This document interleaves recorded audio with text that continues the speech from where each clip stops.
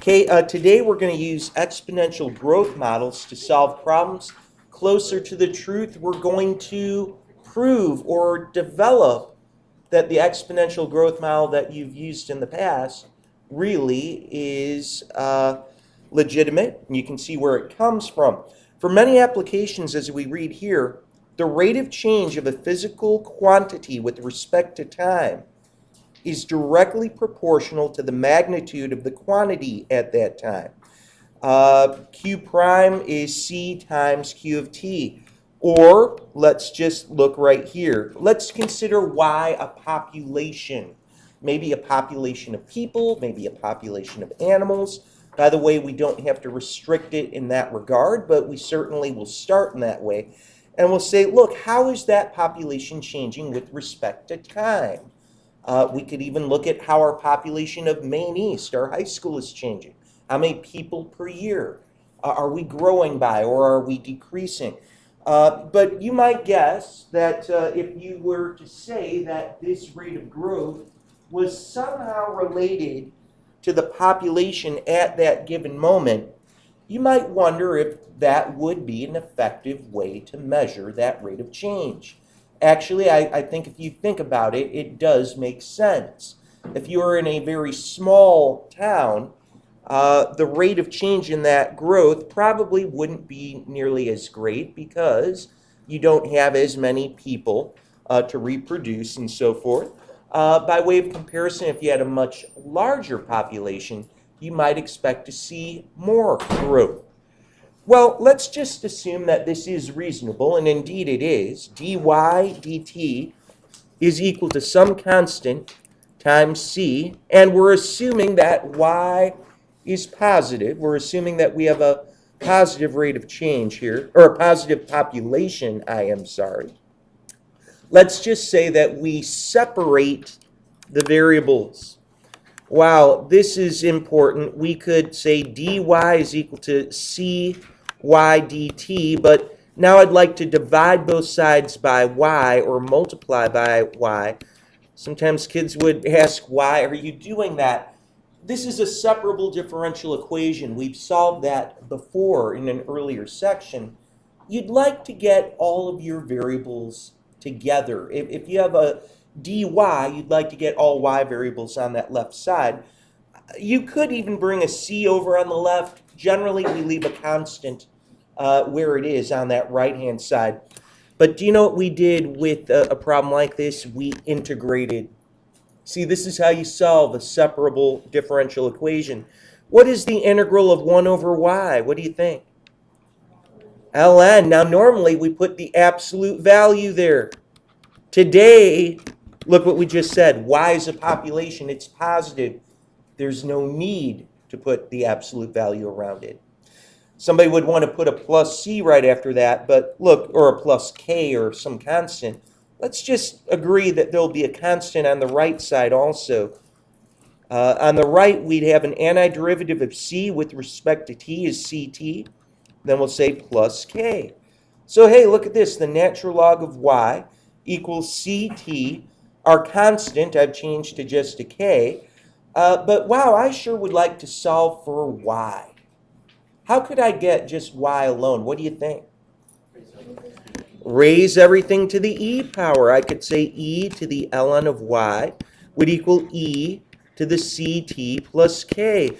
And all of a sudden we'd have y is equal to e to the ct plus k. But I want to remind you of one of the most famous properties of exponents. X to the a times x to the b. That's x to the a plus b. You guys remember that even from pre-algebra, or perhaps algebra 1? You could go from the right side to the left, though. Why do I bring that up? This would become e to the ct times e to the k. And guys, you could just as well put that e to the k out in front. Now, at first glance, you might look at that and say, well, that's different. Well, tell you what. Let's let t equal 0. At t equals 0, we would get e to the c times 0. That's e to the 0 power, which just becomes a 1. So what do we see? E to the k is going to, plain and simply, guys, be the population at time 0. What does that really mean? Take a look at this equation right here, and all of a sudden you could say, well, call that beginning population y sub 0.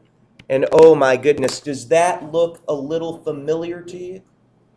Maybe in your Algebra 2 book, maybe it was written as n equals n naught e to the ct, or p equaled p sub 0 e to the ct. Guys, we've just proven that if this differential equation would hold true, the exponential growth model that would result is the one that you've been studying for a number of years now. So from here, guys, we can very quickly, and this is assuming that we have this type of exponential growth, assuming that the rate of increase in population is proportional to the population at a particular time, at that given time. It says the number of bacteria increases from 5,000 to 15,000 in 10 hours. Assuming that this is the type of growth that you've studied all along, you can very quickly write this general exponential growth equation. You can just jump straight to it. All of a sudden, kids are probably thinking, wow, this feels like Algebra 2. Oh, indeed, it should. You see, we're going to try to find a formula for the number of bacteria at time t. It says the number of bacteria increases from 5,000 to 15,000 in 10 hours. What do you think our beginning population would be in this problem? 5,000. That's all we know. We're starting off with 5,000. But then we're going to say, hey, guess what? You're going to jump to 15,000. And that occurs when t is equal to 10. So when t equals 10, y would equal 15,000. Well, my goodness. In the past, guys, what you would do is you would try to solve for c. At least that's how you originally would learn how to do this. We're going to change things a little bit. We're going to change things ever so slightly. We're going to solve for e to the c. That might sound strange. Look, first I'm going to divide by 5,000. And I'd get a 3. And I have e to the 10c. Well, do you know what? Right now, I'd like to actually just find e to the c itself. I don't like seeing that 10 up there. How do you think we could just solve for e to the c? What could I do to both powers? Well, I wouldn't even have to take a natural log. I could raise both powers to the 1/10. Do you see that? Powers to powers would multiply. That would allow me to just get e to the c. If I took a natural log, I'd just be left with 10c on the right side. Wow. You might wonder where we're going with this. Kids might say, should you take a natural log now? No. Here's what I want you to notice. Look at this. We've got 5,000. E to the c is right here. E to the c raised to the t power is another way we could write this out. Look at how nice and simple this problem can be reduced. I can say e to the c is really 3 to the 1/10. And 1/10 would get multiplied to t. So my goodness, here is a very general population formula that we have. Notice how very different this approach is compared to what you did in Algebra 2 or what you might have done in AMA. In AMA, you would have found your constant, and you would have, maybe expressed it with a natural log or as a decimal. This is more elegant and more simple. You just have 5,000 times 3 to the t over 10. For part B, they say estimate the number of bacteria at 20 hours. Well, we're going to plug in t equals 20. But my word, you know, right now, all you got to do is plug in that 20 in for t. 20 over 10 just becomes a 2.